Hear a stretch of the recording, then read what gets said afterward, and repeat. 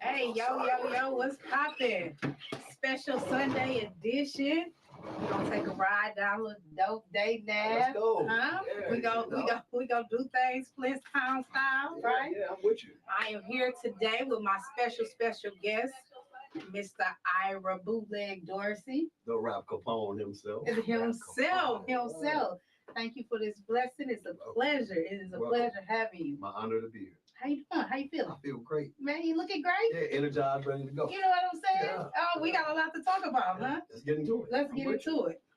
First, because we kind of segue into it because we kind of got a little started before we got on the air. We're talking about this election because it's important. Yes. It is so important. And the other day I was on with Eric Mays and I was saying this election here is like life or death. Yes, it is. Like it's literally life or death. Yes. Yes, the national one and the local one. Absolutely. Yeah. But what I keep telling the people is that the local is where the power is at. That's right.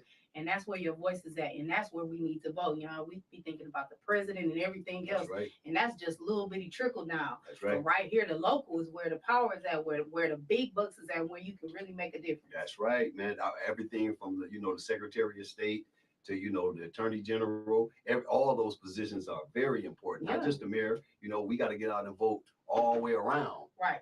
For people that got our best interests at heart. Absolutely. Absolutely. It's pivotal. It's important. So important. November the 8th, I can't even stress it enough. Yeah. Every single person that's eligible to vote should be at a polling place voting. If you didn't early vote, you should be out on November the 8th. Absolutely. And the other thing that I wanted to express is I know the people that did it early by absentee, if you weren't knowledgeable about the things that are going on in the situations and the lies and the cover-ups and things like that, you can change your ballot. Yeah. You can change your ballot. You At just the go down polling there. place. You can go down there and you can you tell them you a spoiled ballot. And Right. all you have to do is sign an affidavit. They'll give you a brand new ballot and you can vote. Or they'll let you vote in person. Absolutely. Actually. Yeah. So that's all you got to do. You can change it. So if you didn't make that educated decision, you're educated right now. That's Go right. on and change it. And really, I would be disappointed in you if you weren't educated prior to submitting your ballot. Because, the condition of our city, you should have did your homework. It's an easy comparison. It's like black and white. It is. Looking at the two candidates that's running for mayor. Right. In my opinion, it ain't no secret I'm a Karen Reaver supporter. Absolutely. So let me get that out the way. Let me put a caveat on that. I'm going to put a caveat on that. I support Karen Weaver wholeheartedly. Absolutely. And now, we got a record to compare. Yeah. The last election, certain people told a lot of lies, they destroyed characters. Yeah. They accused her of things she didn't do. Right. And I'm speaking personally because I was right there. Right. I was up close to it. Absolutely. I was behind the scenes. Yeah. So, I told a lot of my people, man, I went live and I told people, I said, don't believe everything you hear on Facebook and that, man. The mayor got an open, door policy. Go talk to her. She does. Go face to face. If you got a question about something you heard, go ask her. Yeah. She give you a phone number. She will. Now, how many of y'all got his number? His direct cell phone number. And y'all can pick up the phone and call him and say, my daughter's birthday party coming up, come to her party. How many of y'all parties have you been to? She show up to everything. Yeah, she do. She even if she pop in for a couple minutes, I done been there with her and rolled with her a few times. I want to see some policies happening. I'm tired of seeing people get the key to the city everywhere and plaques and awards. That's the only time I see this mayor. Yeah. When we're giving out a plaque or award or key to the city or at somebody's funeral. When you gonna come to a rap concert? When you gonna support stuff that African Americans in this community Absolutely. love? Instead of shutting down everything. Every time somebody trying to bring something that's beneficial to the city here, if it's involved in African American music, you don't support it. You want to shut it down. Why we ain't got more, qualified firefighters? Why don't we? It's amazing. Why don't we? And that's what I'm voting for. Absolutely. To have firefighters that care about the community. Yeah. That ain't gonna lie and forge documents and change reports. And I'm voting for more police. Yeah. I'm voting for a mayor that's gonna spend the budget money on what it's deserved to be spent on. And law enforcement and safe, not just sitting there like we just looking at it like Scrooge McDuck. Man, swimming in it. Yeah, just swimming in the money. I want a mayor that's gonna invest in the city and not in a helicopter. This not LA. A helicopter what you gonna do? Land and catch somebody? Where you gonna land it at? It's just we ain't even got enough field. It's ridiculous. It is. It absolutely is. And you know, and I'm gonna say this, man. My people in Flint, we are smart people. Yeah. The people of Flint ain't stupid by a long shot. Very now you can fool them once, maybe. Mm-hmm. You know, if you lie well, you can probably fool them once. Yeah. If you're a good liar. Yeah. You know, but the second round, oh no, you got to be accountable. Yeah. Then Tuesday, you got to be held accountable. Bro. You do. You know, that's so huge for me. We were talking about that before, and actually, I just was talking about it like literally because when I said, damn. I said, I gave him the wrong address. I said, that's my bad. I said, accountability is everything. I said, I ain't lie. I told him it was me. It was my bad. That's right. I was like, shit, that's my bad. I did, because I'm like, damn. I'm so sorry. Like, that's my bad. And then I even told him, I'm like, Mick, I said, that's my bad. And then I you said, rectified it, though. But I did. You admitted you did make a mistake. I did. You claimed it. I did. You rectified it. And you moved forward. And I moved forward. You didn't hide the fact that you didn't give me the right address. I didn't say it was somebody else. No, you didn't blame nobody else. No. I said, that's me. You took it. You see, that's what a grown up does. But I'm telling you, listen, accountability is everything for me. And I used to say all the time, we got to hold them accountable from the top down. But then I thought about it a little more, and I thought about it a little deeper. And I said, no, accountability comes from the bottom up because it starts with yourself first.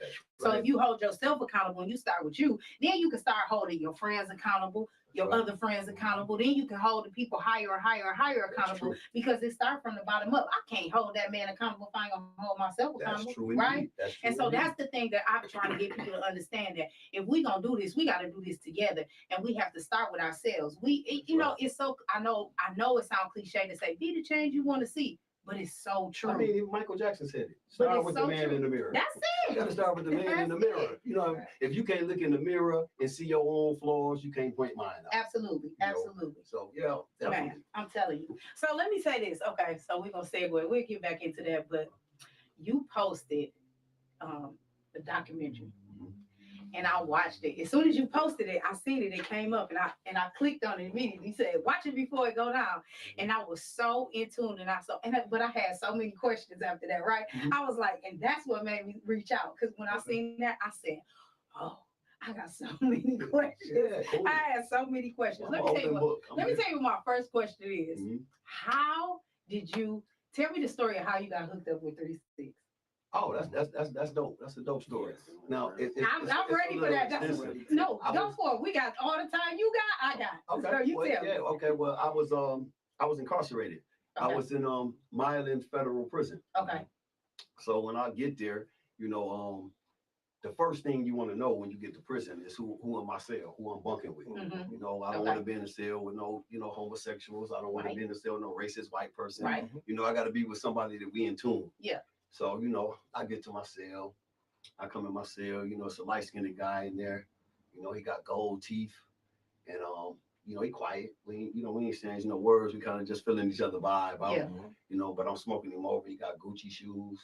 He got gold Rolex. Yeah. With diamond face. Yeah. And we in the penitentiary. So now, hold on. So, so instantly, I'm a smart guy. It didn't take too much for me to put it together. Right. You just do, he either somebody. He's somebody. Or he knows somebody. Right. Okay. So, boom. So, we get to rapping and shit. I introduce myself to him. I tell him, hey, what's up, man? I'm bootleg from the Dayton family.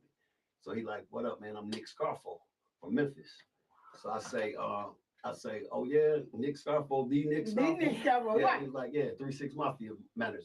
I was like, damn, that's sweet, man. Yeah. So after I get to talking to him after a day or two in the cell, when we rapping back and forth, when we lock in, now I'm introducing them to chicks to come visit him. He introducing me to chicks from Memphis and vice versa. And he's so bossy, the nigga buying girls cars from prison just to drive to see us. Oh my God. He one of them dudes. Yeah. And I was saying, I said, man, my people out there, man, I love to put them with Paul, man. He's no problem, man. I ain't nothing but a phone call, man. Let's make it happen, right? So he reached out to them, and he put it together. My brother Ghetto E, Ghetto E went. My producers Frank G and JT went to Memphis. Shoestring. Who else went with y'all? Steve Pitts. So and it was a gang of them. Anyway, they went out to Memphis, and that's really how that came together, man. But they was out when they got out in Memphis. They told me the story because I wasn't there. Right. But they said when they got there, it was a small house, and it wasn't nobody there. So they thought they was on a dry run. you know, when they got there. So they left and went and got something to eat, and they came back, and it wasn't nobody there again. So the third time they came back, they said it was Bentleys and Benzes and Maseratis, and all kind of stuff at this little house. Yeah. And they just said how they treated them so beautifully. You know, they got the music done. They gave Chevy Shoestring a brand new DJ Paul. We put this in our documentary, but he gave him a race car. Yeah. For a verse, like a nice cold cocaine white Impala. White Impala. Solid gold. White boy with the blue interior. Brought that back, you know, and that's how that happened, man. I met a lot of powerful guys, and when I was in prison, I met a lot of, you know, it was crazy because I met more plugs in prison than free. Yeah. You know, That's crazy. That was one question that's really stuck out because I was like, if I ever got down to one story I said, and matter of fact, Bo had said it to me too. He was like, I want to know how they got. I said, man, we got the same question because that was one of the questions I always wanted to ask. I said, if I ever got to talk to him via, that is one of the questions I want to ask. That's so dope. In the same cell with their management. That's so dope. Ain't that crazy? Look how God works. Beautiful. I'm sure you met a lot of people like that because I remember talking to my uncle, and my uncle would tell me all the time about the people that he met when he was locked up and how he was going about because he was in there. He did 16 years, but he was just saying how many people he met and met is so crazy. He said, and he's like the caliber of people that you meet when you in there. He's like, it's crazy. You can bring some of the guys home from prison and make a team out of them. You'll have a corporate empire. Oh my goodness, I could only imagine. Yeah, some of the most savviest dudes, man. Yeah. So are you still keeping those relationships? Do you still go back and forth? I just talked to Paul. Matter of fact, I'm going to see Paul tonight. Oh, yeah? In Lansing. We going up there tonight. Yeah. Kick it with Paul. Oh, that's so dope. That is so dope. What you got going on, though? Everything. Yeah. I'm everywhere. I'm in everything but a body bag. And listen, that's where you don't need to be. Yeah. No, we like it like this. We doing, like I said, my main focus right now is doing this dating family documentary. Mm-hmm. We just won the Emmy for the Breed Bootleg. Right. We love that. Congratulations, by the way. Thank you. Yes, congratulations. We going to work on some new music, man. Okay. You know, I'm back in the music field right now. Good. You know, we need you back in there. Yeah, you know, a lot of the stuff that's out right now ain't giving me my feeling. Yeah. You know, I got to put my feeling back. Absolutely. Yeah. We need you to because we need that. Yeah. Because you know we going back. Listen, so I work at GM in Orion, right? And it's this guy there. It's a white guy from the east side of Detroit. Mm-hmm. And every morning he'd play something like, usually in the morning, he like 80s East Coast. Every morning, right? Mm-hmm. He be getting it. He over there, he building his car, he getting it. I go down and I speak to him. I'm like, hey, what's up, bro? They call him Cheddar. And I was like, hey, Rob, what's going on? He said, no, bro. He said, hey, I heard you was from Flint. And I said, yeah. He said, that's some of my favorite music. He got the spinning, y'all. And I'm talking about, like, he went back and some of the stuff that he played, I was like, I said, how the hell you still got that? Yeah, I said, man, what is going on? He gave me like the best morning one morning. You would be surprised. Majority of our fan base is in the white community. I know they are. You know, and a lot of our urban fans ain't aware of that. Yeah. So we brought that to life in the documentary. Yeah. Because we did like a 50-state tour. Mm-hmm. And it was in all white communities. Yeah. And we filmed it. So we're going to include it in the documentary so our urban fans, our black fans can really see that we got a powerful fan base in the white world. But you know what's so crazy? And I said this because I just was saying this to him when we went to Kendrick Lamar's concert. He like one of my faves. So we go to his concert and I just said, I was like, every time I go to a concert, I said, it's just be a few of us. I said, everybody to go to concerts. I said, it's the white people that's selling it out. We got to do better. Black people, we got to support us. Well, you know what? I can tell you the simple answer to that. Yeah. See, back in the 90s, rappers were rappers, R&B singers was R&B singers, and everybody did rap. Right. Now, Who gonna be the fans if everybody raps? Everybody raps. You ain't gonna have no fans because everybody raps. That's true. Not me. I don't know. You know, see, white people don't rap. They know I just want to come and see a rapper. Yeah. You know? Yeah. That's why I be majority of white. You know, that's why R&B gone. Because the rappers singing now. Come on, man. Why y'all gonna kill R&B? Yeah. Back in our days, we wanted a singer. We would have hired an R&B singer to come and sing our chorus. Yeah. Now you got the rap guys singing the hooks too. Y'all just killing R&B. Y'all just make Jodeci them just out the game. Y'all just, man, come on, man. Jealousy did that to themselves. I'm just saying, but but don't accept but I the get what terrible you're singing. saying. I'm just No, I saying, get you know, that. we wanted our singing to sound like singing. Yeah, absolutely. Not auto-tune and a rap voice singing the song, man. That's just my opinion. Yeah. I like the clean R&B, just grooving. Yeah, you know? absolutely. They killed the genre to me. Yeah. Are you and Steve Pitt still? Y'all still working together? I just saw That Steve. is my I went guy. on Steve crib, man. Why don't you get on him, man, about this documentary? You know, he played Invisible. He got Ghost on me. I'm putting it out there, Steve. He did. I went over his crib. Oh, I'm you know, calling. yeah, I went over Steve's crib. He told me, he just, I can't wait to do it. I'm excited to do it. And then I called him. Now I can't get him. I texted him the other day and said, man, I'm gonna file a missing person report on you, man, if you don't answer my calls, man. Oh, Steve. Yeah. And he got the main part. Nigga, you made a platinum album for us. Right. You made a gold album for us. Right. I want you to tell your story. Steve, you cutting up. Aaron. We're gonna call you Aaron. Yes, call him Aaron. Aaron, you need to come, man. Oh. I'm calling you, sir. Don't even worry about it. I'm on your ass. I can't believe you just gonna ghost my guy like that. Yeah, oh no, I'm on his ass with you. Don't you. even worry about it. I'm on his Yeah. ass. I remember Steve's dad and my aunt dated forever until she passed, right? Mm-hmm. So I remember Steve used to call when he was at Bernard Terrace. He'd be like, I'm around the corner. And I used to sit in the studio with him for hours. Like I would go in there at 4:00 and it'd be like 5 in the morning when we get out. Yeah. And I remember the first time that I met Shoestring was there and he was doing some stuff and he was in there. We sat in there and because he'll tell you right now, I love the studio. I fucking love the studio. Vibe, right? What? Everything about it, like all the layering, all the mixing, all the doubling, everything. Like I love the studio. I can't do it, but I will sit in. Listen, I will sit in there for days. I love the studio, and that was the one thing that I loved about Steve. He didn't have no problem with that. He'd be like, "I'm in the studio now. I go and sit with him while he was doing that." It's so amazing. That's why Steve's music is timeless. Oh, that's why 30 years later, you still can play FBI. Yes.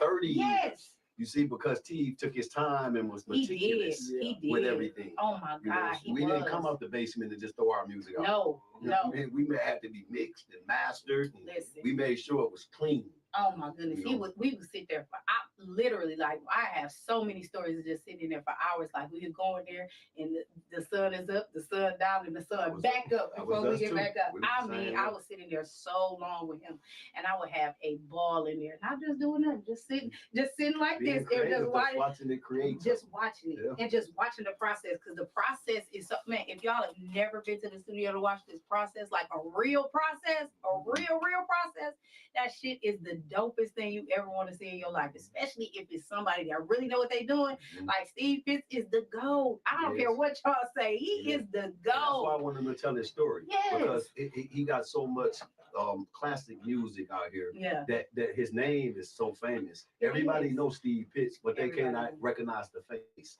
Like if I go to Texas and they hear FBI, they know Steve Pitts did it. But if they saw Steve, they wouldn't. That's Steve Pitts. That's Steve. That's why I'm trying to get him to get in the documentary. I want him to, tie his face, his identity with his music. Steve, I'm on your ass. You better call them. We got to see you in this documentary. Steve, you better get your ass in this damn documentary. What's wrong with you, sir? Call your daddy. Call your daddy. I will go pull up. I'll go knock on his daddy's door. I'm telling. Please do. I am. That is a shame. I'm gonna help you with that. Okay, I appreciate it. Tell me about your nonprofits. Oh man, we got a lot going on. I know. I kind of fell back, after the last election. Okay. Because we wasn't getting the support that we needed. If you ain't got the right leaders in place to support what you're doing, you fall back. Yeah. And I was humble. After Dog won the election, I approached him and I said, I love to continue to work going into jails and the juvenile detention centers and that thing that I was doing prior. And I got my people in place. I already got somebody doing that, So, handle it, man. Your people ain't got no street credibility. You ain't dealing with no guys, man. Right. We the guys, boy. Right. At the end of the day, that's basically why I left it with them. But after Tuesday, November the 8th. After Tuesday, November 8th. Right. Miss Karen Weaver get reelected. We'll jump it back off because we'll have a leader in place that supports the movement. Yeah. Somebody that's love being on the ground with us and helping us push the agenda, you know. She is definitely boots to the ground. And that's the one thing that I love about her is that she is definitely boots to the ground. And so that's the one thing that made me even want to work with her because she actually reached out to me, right? Mhm. She seen a couple of these and she reached out to me, which was so dope to me. And I was very humbled when she did that and how I ended up to start working with her and doing that because I'm one of those people. Like I don't do too much and I don't say too much, but I'm out here. I'm active because if you call me to do something, I'm gonna show up, right? And I'm gonna just do whatever it is that you ask me to do, right? Because I love this city, even though I don't live actually in the city limits or nothing like that. But I love this city and I love everything about this city, and I want to see it back on its feet, right? Me too. I want to see it back to how we used to be. Listen, down to even on day that I was telling him, I'm doctor. You know how much time I spent at the Blue Store? Oh, wow. You know how much time I spent at the Blue Store? I'm just saying. That's what I'm saying. Like, I want to see that, and I want these people to have them stories that we had about the Blue Store or anything like that. Because, you know, I'm sure you, man, it was so much fun. Yes, man. And it can be that way again. It can be. It requires us, though. I knew they was going to do that. That's just my phone, man. You got to turn my ringer off. Alex, I'll get with you. Yeah, like I was saying, though, it does require us to come together, man, you know, and support each other again. Absolutely. I'm going to keep doing it, Dirk. Alex, we on live, man. Alex, you see the live, buddy? Yeah, Alex need to talk. Yeah. Alex, I ain't gonna hold him a long time, Alex. I'm trying to find a budget. Alex, I ain't gonna hold him too long. It's that little switch on the side at the top. At the top. That little switch. Yeah, I ain't gonna hold him too long, Alex. Yeah, we gonna get all as well. We chopping it up. You That's know? it. You know? Like I say, man, Flint was a beautiful place. I remember, you know, coming up in the 90s in Flint. Flint was one of the funnest cities that you could. Detroit, Lansing, all the surrounding cities came here in the summer. You know, and that's leadership. Yeah, I remember going down. I had no business doing the show. Like, right? I know my mama watching this because I seen her on here. Hey, girl, hey. What's up, mama? Showing up to the cope and all that. I ain't had no goddamn business watching y'all. Coming to see y'all. 73. Yeah, the Copa. We incorporating all that in the doc. I love it. I'm trying to be so thorough and tell the story of Flint because back then we didn't have the internet. We didn't have. No, if they did, we'd be in a hell of a lot of trouble. Oh my God. I don't think I'll be here right now. Oh my God. Oh my goodness.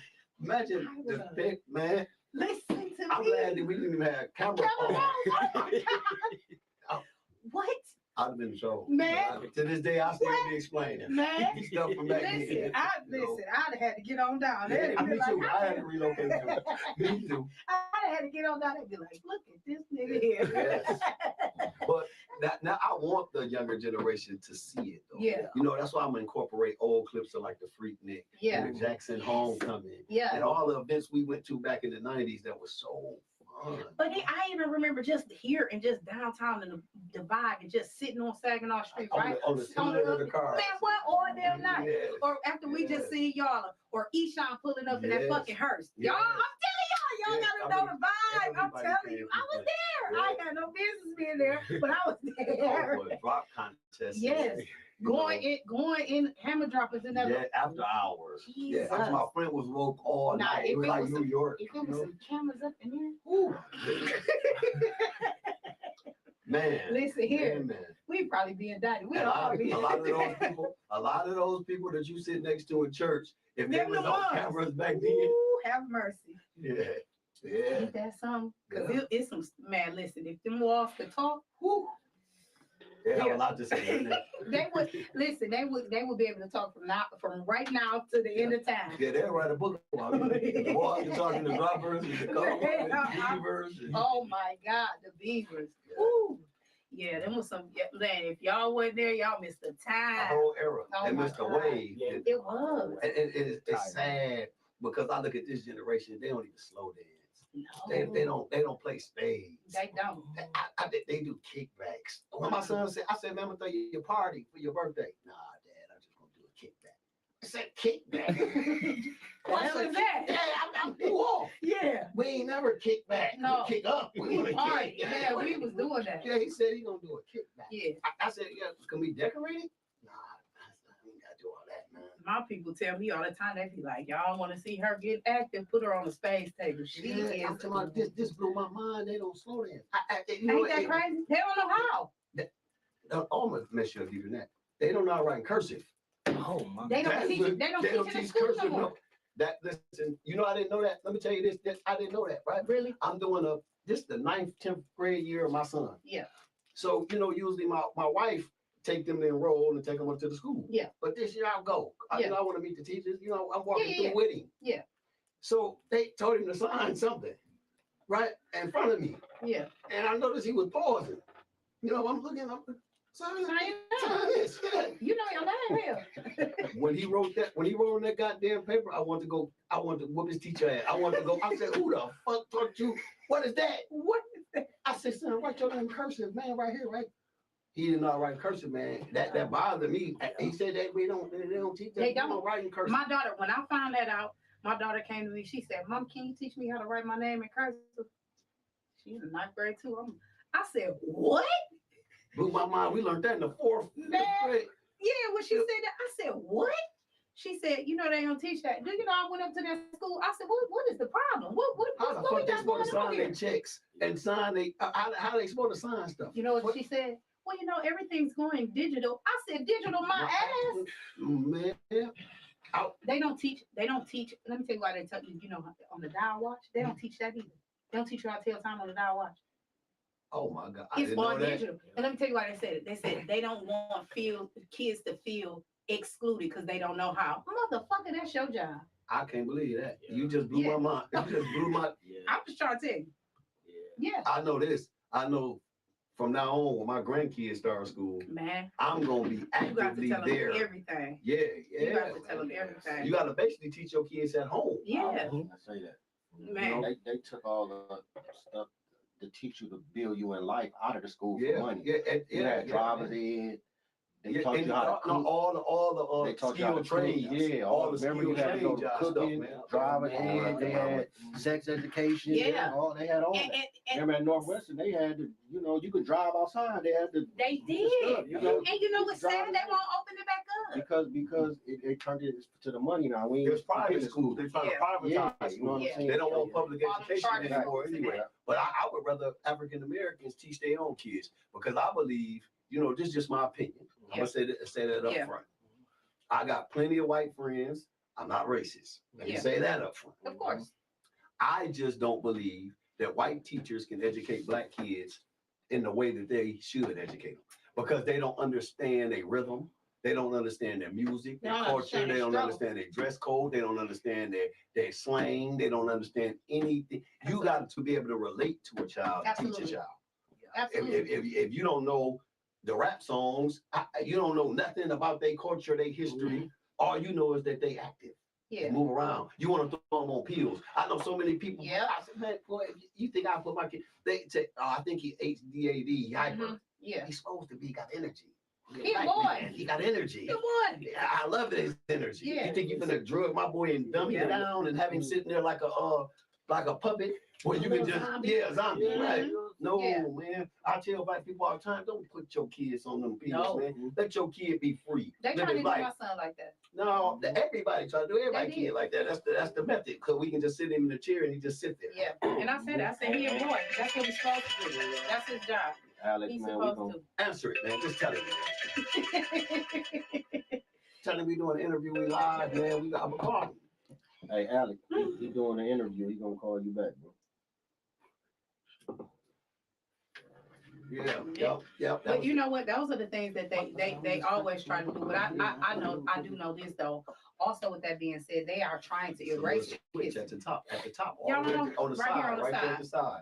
Like this. It's a little teeny switch. Look, right here. Look, she's showing you on her phone. It's supposed to volume. No, push it back. Down. Push it You'll back. see it. Okay, let's do this. Yeah. Oh, there you go. Oh, you got it? Boom. All right. Alex, don't. Alex, stop it. He We gonna call you, Alex. Alex, you want me to call you too? You call me, Alex. Call me, Alex. Alex on business. He's trying to get down there and meet Paul. Okay. He's trying to do a show with 36 Mafia and the Dayton family. He already plugged you and said that y'all going, Alex. Yeah. So don't even worry about it. Yeah, Y'all leave and y'all going, right? I might roll too. Just we in there. Come on. You're gonna have to bring y'all to roll. I'm telling you, I might roll too. I'm going. So be cool, Alex. We gonna get there. It's going down. Listen. So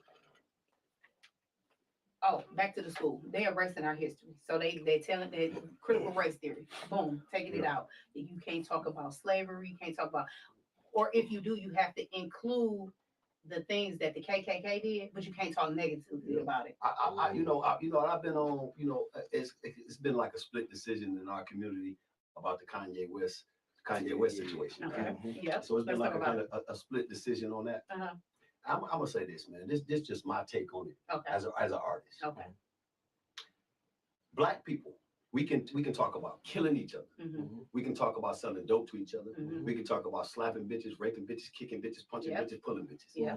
No outrage from no other community ever. Right. Don't nobody come ban us a book. You can kill as many blacks on the song as you want to. Yeah. You kill one Jewish person on the song, it's a ban. Yeah. Everybody in the uproar. He anti-Semitic. Yeah. But it's no anti-black.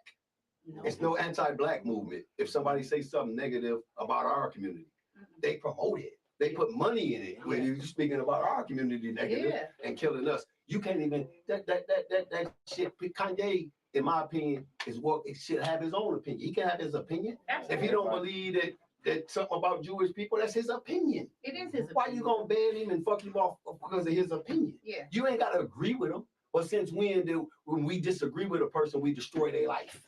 Like because doing Kyrie too? Yeah, I can't doing Kyrie. And then our motherfucking kumbaya niggas, like LeBron and kumbaya niggas telling them to apologize.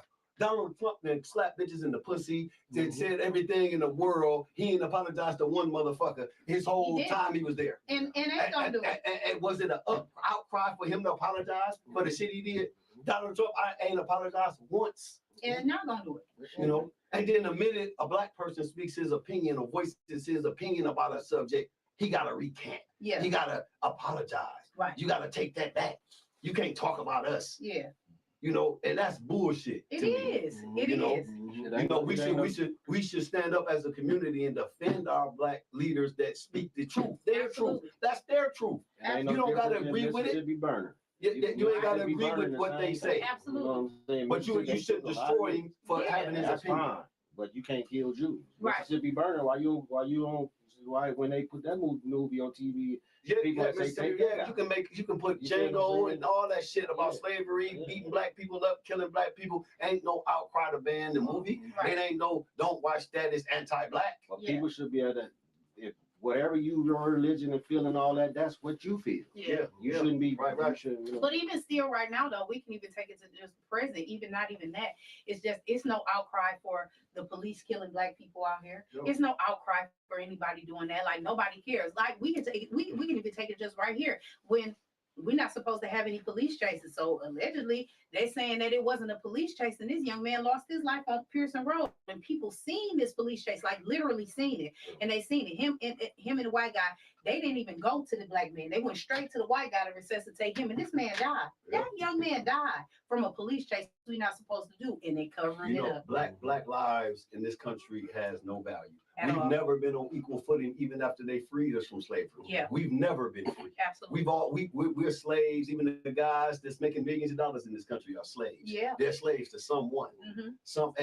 And the problem I feel with our community is this: we've been taught that the only way to succeed being a black person in this country is through being competitive. Yeah, competing with other black people. Mm-hmm. I can't be a winner. Yes, I'll make you a loser. Right. So even through football, basketball, rap music, everything got to be a competition with us. We can't exist in the same space and us all win. Mm-hmm. And that's the problem. They've conditioned us. Even if you get a corporate job, you got to compete with the other black person. Yeah.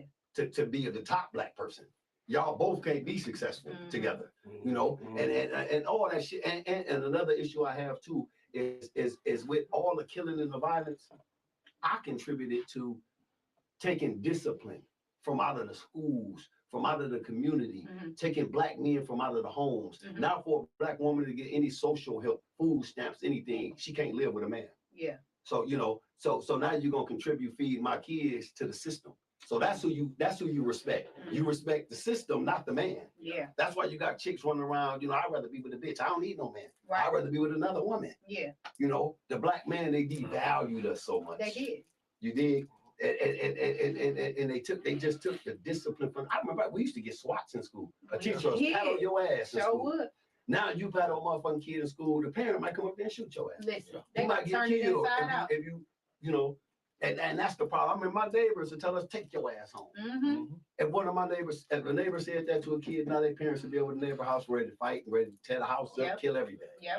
You see, that discipline is what's missing. Discipline is what's missing from all our structures in the Black community. No church no more.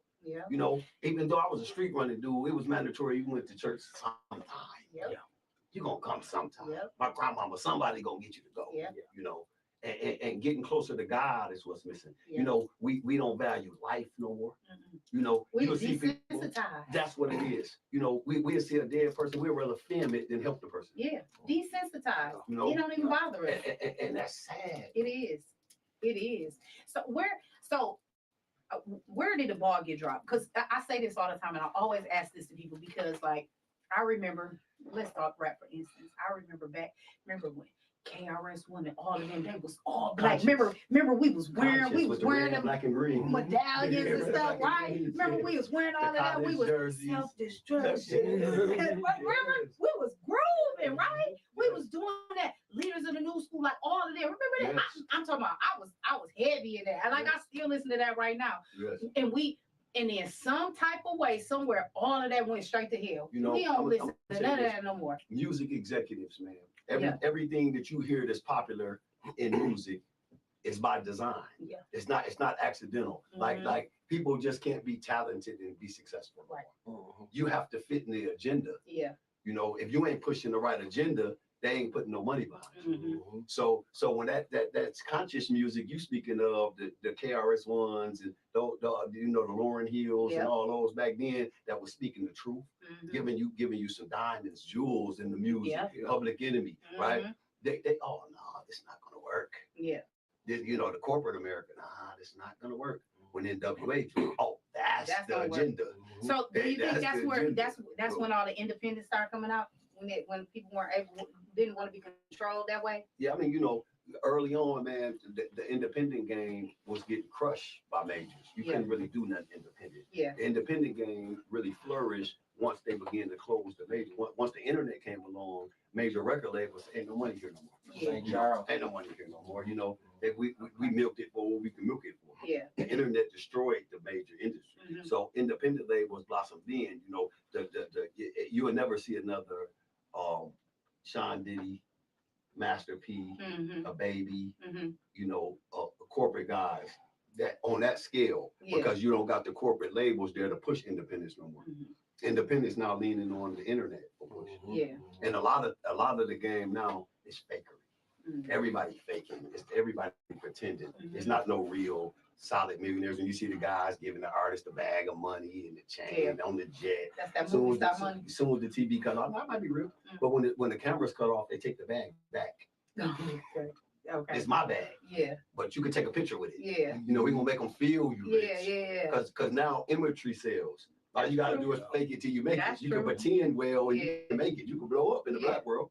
You know, and that's the problem. We feeling with our eyes. That's right. We feeling with our eyes and not with our hearts. You got guys that argue to death about a rapper. You tell a rapper like he ain't rich.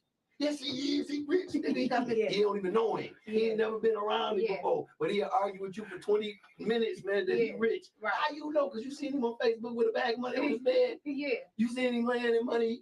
So now he rich to you. Y'all don't know. Them boys rich. And that's and then I on the phone with them saying rappers asking me, can we put a show together? They hurting. but this nigga just argued with me about how rich this dude is. Right.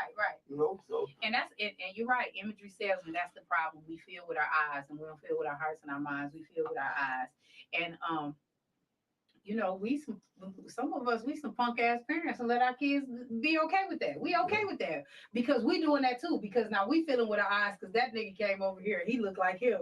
He's shining like the light. And so I'm gonna go talk to him. I ain't gonna talk to him. And really, he the nigga with the money. He the nigga with the money. You know what I'm saying? It might be his chain. You know what I'm saying? He like go ahead wear. Put it on. You know what I'm saying? But I'm coming to you because you shining like the light. That's true. Oh, that's the one. That's the nigga with the money. Yeah. That's true. Yeah, I learned that a long time ago. Real money is quiet. When you see a loud motherfucker, he ain't got no money. He ain't the one. Real money is very quiet. He ain't the one. Real money don't want to be recognized. Absolutely. I don't want to be, looking slim. Yeah. I don't want to be in the videos and the pictures, nigga. But that's the money. He the nigga. He in the Levi's. He cool going to Walmart. He in his soldieries. He's cool going to Walmart getting the flannel. He can get some Carhartt. He cool. Yeah. They want you to walk past them. Yeah, you're gonna walk past the building. Yeah, man, real money is quiet. Yeah, because you the one. And that's why he putting you in. That's why they putting you in the front. You go out there, you catch them up. You know something, man, too? I'm gonna tell you this too. When I was younger, man, I'm old. I'm gonna just admit that. So young guy, I'm gonna admit that. Yeah. Maybe this is the old man opinion. Yeah. Okay. All right. Okay.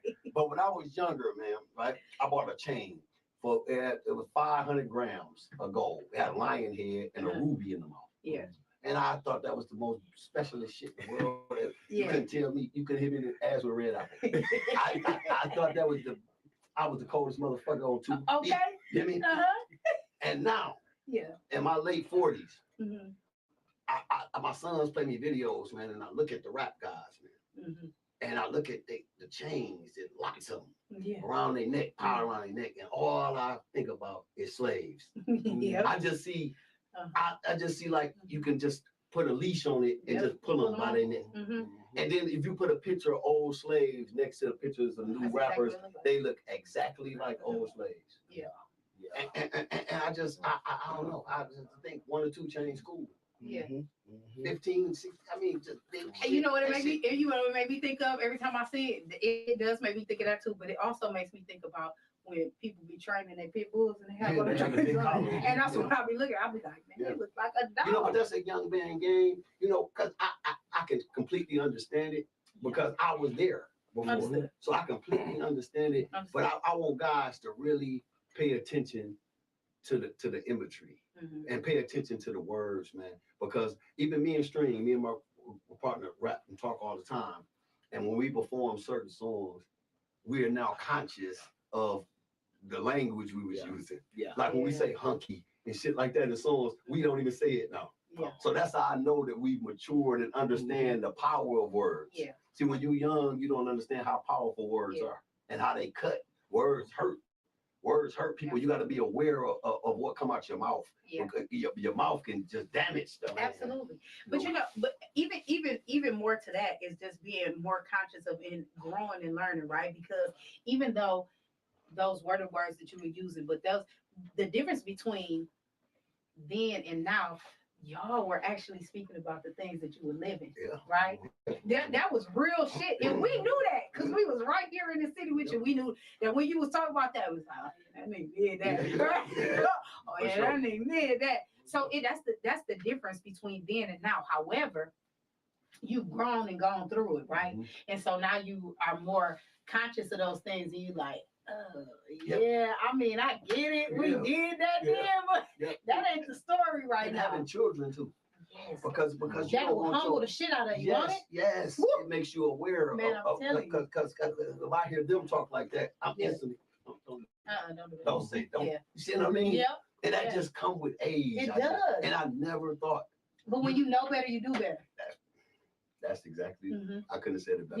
Yeah, and that's the thing. But I'm gonna tell you, that's one of the things that I can appreciate with you because we went to when y'all had y'all contact, we went. We went to Versus. We went. I'm on this. What? I'm on the stage. When I tell you I turned up from the start to the end, I was tired. Like I was on the stage with y'all. I was tired when I got up there. Me, Looney, with a whole bunch of us. And we did that for the city. We did that for the culture. Turned it out. And I had a ball. Let me tell you something. I so had many people you hadn't seen. What? But it made me feel like them days. Like I felt like I was upstairs in the cold. That's how I felt. I'm talking about I had a ball. I'm talking about songs that came up and I'm thinking, I'm like, damn, I remember all these words still. Like we out there getting it. We had an absolute ball. But those are the feelings and those are the things that I would love for these children now to be able to experience and to have and to be able to go back and do that because they don't have that now. They don't even have nowhere to go. They don't have nowhere to do none of that. And then when they do, they done shot it up and tore it up and beat it up. And a lot of that falls on the shoulders of the parents as well. Yeah. Because back then I knew, like say if I saw E. Dirk, I knew his mother. Mm-hmm. I knew his father. I knew I can't do nothing to E. Dirk. His mama just gave me some food. He gave me a sandwich the other day. The parents need to bring the kids, because you know how many kids that died in this city, and the kid that died knew the parents knew each other. Yep. And only had they communicated, the kids would have knew. Yep. Y'all ain't got no business being. We grew up together. Me and your mama Absolutely. friends, boy. Yeah. And brought the kids. See, it's the parents. A lot Flint too small for all the killing. People our age, we all know each other. We hung out together. We all socialized. We did. So that's why we in our community, when Karen Weaver get elected on the 8th, I'm gonna be putting together events when the weather warm up in the summer, we bring the parents and the kids out where the kids can see, oh, you know my dad, oh, you know my mom, and they can see, man, it's a community. Yeah. Y'all might be related. Yeah. I know people didn't talk to girls that was their cousin because the parents ain't communicating with each other. I say that all the time. I said, y'all gonna fool around and y'all gonna have, and they gonna bring somebody over for dinner or say, I'm getting married to somebody. You gonna be like, nigga, you can't do that. That's your cousin. That's right. Or that's your sister. That's right. And that's because y'all so hell bent on if he ain't with me, he can't see this baby. Right. Y'all crazy as hell. That's right. The parents gotta get over it. They gotta start communicating, man, and bringing their kids together. I love that. And church was a place where kids got to know each other. You know, that we all from the same community, man. Flint back in the day, man, I'm gonna tell you the truth. You can get a fair fight. You know, it's always been fight. It's always been rough. Absolutely. Flint been rough. But far as that killing over nothing, man, we didn't just kill each other. You had to really do something to somebody, you know. But for a fight, you can get you a fight. Easy. You know. But we hung out, like you said, on the strip all night long. All night long. And you might catch a fight or three. Yeah. You'll see somebody get dragged off the hood and getting their ass whooped. But we gonna keep on partying after that. Ain't no ambulances, ain't no police cars. They dusted up, talk their shit, and went on down the road. Drinking together. Next thing you see them an hour later drinking together. Later, you know. Yeah. And that's what Flint was, man. Flint, man, it is and was a beautiful place. Yes. But in order to get back there, we have to exercise our right to vote, and we have to elect leaders that reflect the values of the community. Absolutely. And I think I think as of right now though, like real shit, like just to be honest, I think it start with our age group. I think we the ones, because we the ones got these children out here wreaking havoc in the city, right? And I think we the ones that we have to take it back. We have to take our children back. And we have to take the city back, and we have to do those things. So I think it's great. I think we should have those, just like Tom Joyner having the family reunions in the cities, in the different cities. We should be doing that because we all family. We should definitely be doing that. We should definitely be partying. We should be getting together, and your kids and my kids meeting each other. Because even though you from over in Dayton and we from over in Beecher, my brothers live in Dayton. Draws and Foots are my brothers. They're my brothers. They're my brothers. I grew up over there. I'm talking about even at the Blue Store. And something that simple, you wouldn't believe how that would decrease the violence in the city. It would. You know, oh no, I know him. You know, they might be about to do something. I just met him. That's my mama friend's son. Yeah. See, that's what stops the violence. Yeah. That's what stopped it back then when we was there. Because I remember, like I said, I'm from Beecher, but I remember going over there on Dayton, right, and doing all of that, and nobody would say nothing to me. They'd be like, "Oh, that's Draws and them sister." No, that's their sister.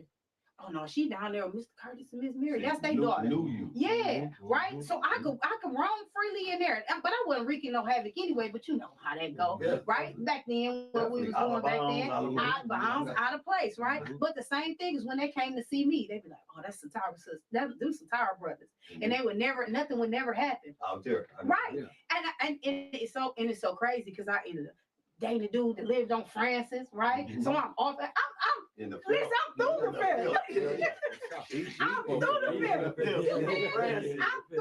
field. Like I was listen, I can tell you some stories out of this place. Y'all be like, what the fuck was you doing? I'm just saying, it was just that type of thing, right? And we was all but that's how it was. And they'd see me and they'd be like, oh, no, that's Rennie girl. Leave her alone. I go up to the store, right? D&H, and they be like, no, that's Rennie girl. Leave her alone, right? I'm telling you, I'm on Francis. I'm just going around the corner. Now, he didn't tell me, stay your ass from up there at that store. But the point is, we could move like that because we knew each other, right? Or our families knew each other because that's it. It's so crazy because that's how he and I met anyway. Our families knew each other. That's how we even ended up meeting. It's so crazy how you ended up at CLC, at the movies. Remember we used to do that? We used to pile up at the fucking dollar store or the valley. Yeah. You go up there and do that. Everybody riding the bus and they going up there, right? We had a bar. Y'all don't know shit. Y'all little niggas don't know shit. We had fun. And it didn't even matter what side of town you was on. You know what? Because y'all came out there to get us all the time. I didn't have no limit. You know what I'm saying? I'm going wild. That's what I'm telling you. And that's why I'm saying. Y'all came out there to get us. What? Y'all was up to get us. Y'all didn't. And y'all, let me tell y'all love to say y'all had to beat your girl. That was bragging right. You know, coming from Flint to the book. And I love to say, yep, I got one of them.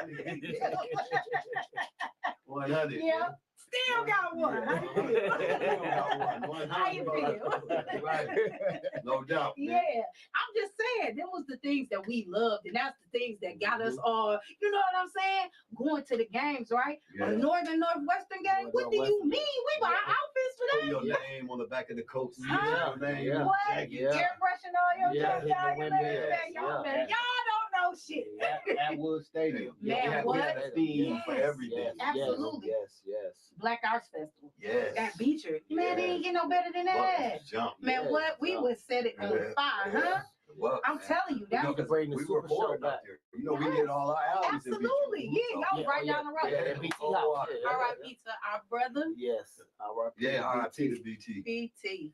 Man, that was a good dude. Yeah. Oh, man, the best. The best. BT gave me some jewels, man. Over the years, man, BT was the most insightful. Man, I'm telling you. You know. Oh, my God. If you ever had a chance to sit down and talk have a conversation with him?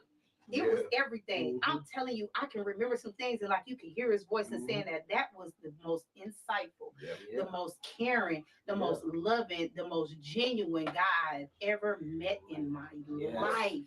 Oh my goodness gracious. He was spiritual. He was a great man. Listen, I can't say nothing else, but he was an absolute great man. And it was an honor and a pleasure to even meet and know him. He was a great man. Yeah. Like music will never be the same without him. Absolutely not. Man, it hurt our hearts, man. Listen, that crushed me. I'll never get that sound again. Never get that sound. Never. That garage pumped out some classics. Yeah. Man, we was deep off in there. Yeah, that was a good time. That was absolutely a good time. So when you start back your nonprofits and all of this, please keep me in touch. I definitely will. No, this is just the first of many interviews. I know. Yeah. But I want not even only interviews. I would love to do some work. Oh, come on. Yeah. Oh man, hey, we don't turn down no help. No, you know, I love to be involved in things. I got something coming up for you then, that you can be a part of. I got you. We're gonna do every year I give away, I do Christmas trees. Okay.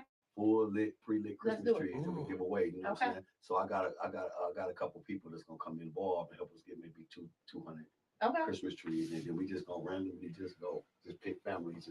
I'm with it. Okay. I'm down. I'm definitely I'm telling you. I was shocked when I first started doing that because I didn't realize how many people didn't have a tree. Yeah. You know, and that kind of humbled me. You know, when I first gave away one, I was like, wow, maybe more people need these. And then when I posted, I gave away like 70 trees. Yeah. And it just made people day just to have a pre-lit Christmas tree. You know, it made the kids happy, and it was a beautiful feeling. It can get a little expensive, especially when you extra like myself. Oh, yeah.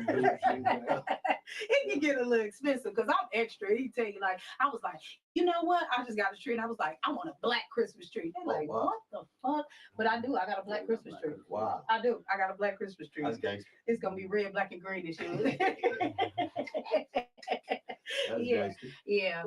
But I love it. I love all those things. Alex don't think he's going. Yeah, right. Alex don't think he's going. Alex think you finna leave. You told me what you tell you. You might as well end that, man, because you just stopped that mug and started this so many times. Just I'll post it later. Alex think you finna leave. Yeah. Alex, we ain't gonna leave. I promise. He ain't gonna leave you. He said he already shouted you out. You don't even worry about it. Give my brother go out, man, grab us get a bite to eat, I guess, man. Yeah. I gotta get me a Big John before I go home. Big John steak and onion. Better go to the right one. Yeah. You gotta go to out. You gotta get on the outskirts now. They weighing the meat now. Yeah, they do it. They still slap, but you gotta get a super sub or something. You gotta make sure they put the meat in. You know.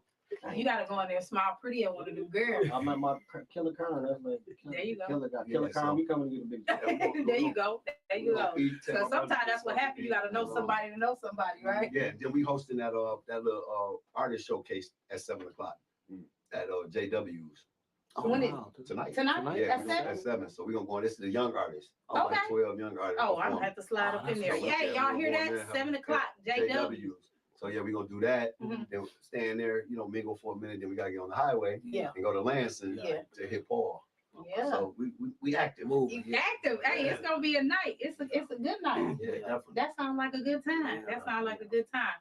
Alex, I might have to come get you this. You feel like ain't nobody coming to get you. Listen, we rolling, Alex. We rolling, Alex. Listen, we all going.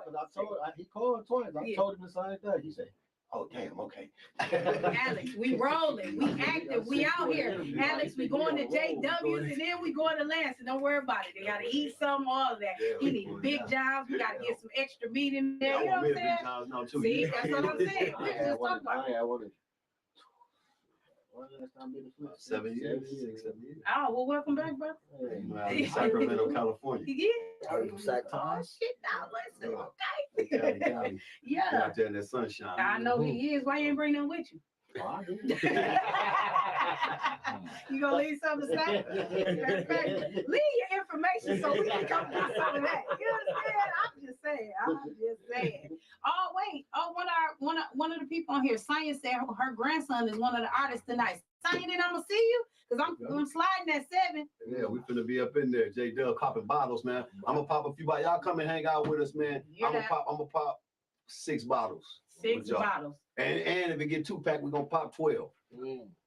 Come on in there, man. Hang out with the bosses, man. Y'all heard what he said. My family up here from California. My brother E hanging out tonight. Hey. All the guys gonna be in the building. We got the guys coming out tonight. Yeah. We're gonna party. We're gonna do it big. My brother Alex, to keep blowing up the phone. He gonna be in the building. Alex is in the building. Y'all, I got to go get Alex my goddamn self. Alex is gonna be in the building. Alex, we coming. Like you see this Ford Explorer come pulling up. That's me. We gonna jump on in. We gonna go on up to JW's at 7.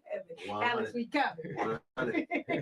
We gonna do it. Listen, I so appreciate you. Thank you for having so me. much. Thank you. Like I really appreciate you. Like I enjoy kicking it, and I know that I don't do things like everybody else. It's just for me, it's just kind of organically. I think like that stuff that man. That's how conversations flow. It's got to be easy, and I like it easy, right? And I appreciate that. But I appreciate you. I appreciate you even answering me when I reached out and everything. People don't even think that relationships are built by you just networking and reaching out. And if you don't try, you don't know what's gonna happen. If you don't answer the call, you might miss a hell of an opportunity. But even if you don't reach out to even make it, you don't even know what can happen. Because we don't know what can happen from this right here, right? Part 2. We don't know what can happen from this right here. We don't know who's gonna tap in. We don't know who's gonna tap in. He don't know who's gonna reach out and who's gonna have us do stuff. Well, we even come up together and do it together. That's right. And we know we moving in a godly way. That's right. Ain't nothing gonna stop us. You better say it. Man, I'm telling you, I'm with you right now. I'm telling you, I'm with you. Listen, so I appreciate it. What do you got? Anything closing you want to say? I just want to say, Flint, listen, man, it's just so important that y'all vote this Tuesday. I just can't say that enough. That's why I keep coming back to it. Yeah. We have to vote for the leadership that we need. Absolutely. And I have no doubt in my heart, man. I'm telling you, I stake my reputation on it that Dr. Karen Weaver will be the best leader for the city of Flint. Absolutely. Yes. Definitely. So y'all get out and vote, man. Make sure your cousins, your nieces and nephews vote. take 3 people with you. Absolutely. When you go vote, grab 3 people and say, ride with me. Yeah. You know, and that way we can get the voter turnout that we need, man. We don't want to be an embarrassment again, man. 17% of the black people in Flint vote, and it's 80% black in this city. Absolutely. Come on, man. We got to get them numbers way up. We got to get out and vote. Way So up. vote November the 8th. Way up. We got to do it, y'all. So with that being said, I also want to say, because y'all know how much mental health means to me, and I ain't even been able to remind y'all all the time that make sure that y'all are loving on yourself and take care of yourself, right? You have got to do that because we got to live life. Life is for the living. That's right. Life is for the living, and if you ain't living, then what you doing? So let's live it, baby. That's all I'm saying. Hey, okay. Listen, he don't fuck around catch a slow ass today. We gonna spin that flow. He gonna catch a wife. It ain't nothing. We just gonna spin that flow. That's it. 100. 100. Listen, so y'all make sure that y'all loving on yourself, because if you don't love on you, you can't love on nobody else. And what's better than you? Absolutely nothing. Nothing is better than you. So make sure that you loving on yourself. Make sure you're taking care of yourself. Make sure you are eating properly. Eat well. Get some of this sugar out your diet. Yeah, don't look at this. Don't look at this. Don't judge me. Because I do eat well. For real. I do. But I like my snacks. But listen, you got to balance. It's a balance. It's a balance, right? Make sure you exercise. Do at least 30 minutes of cardio every day, right? Make sure that you're drinking your water, not Flint water, because Flint water is not clean. That's right. I don't care what they telling you. It's not clean. Make sure you're doing that. Make sure you're loving on somebody. Make sure you're loving on everybody that you love, because life is too short, right? Time ain't forever. So make sure that you're loving and reaching out to people. Make a phone call. If somebody cross your mind, call them. That means something. That absolutely means something. They crossed your mind for a reason. So make sure that you reach out when you do that, right? And make sure that you let them know that you love them. Me and some of these relationships that you ain't done in a while, it don't mean that you got to be back close with them, but just get it off your chest and just man that dead all that silly stuff. Parents, go through your kids' shit. Know what's coming in your house and coming out your house. That shouldn't nothing be a secret. You pay rent there, and if they don't, tell them go where they pay rent at. That's right? But make sure that you are being a parent, not just a friend. Be a parent, because that's part of the problem right now. We got to be parents. So look out for all of these things that Ira and his crew are doing, right? The nonprofit things that's coming up. He got a lot of stuff coming up. So y'all please make sure y'all look out for that. Go to his page and like his page. Follow him on his page so you can see all of the things that he's doing. Make sure that you go and you like our page. We are going to make sure that we are putting those things out that he has to do. Look for, I'm gonna work with him on some of this stuff. So look for us, right? We out here. We active and we gonna do it. Shout out to the guests that are in the building today. I appreciate you all. Appreciate you all. We gonna see, you'll see us again. We gonna do it again. Y'all meet us tonight at JW's at 7 o'clock. That's right. JW's. Peace.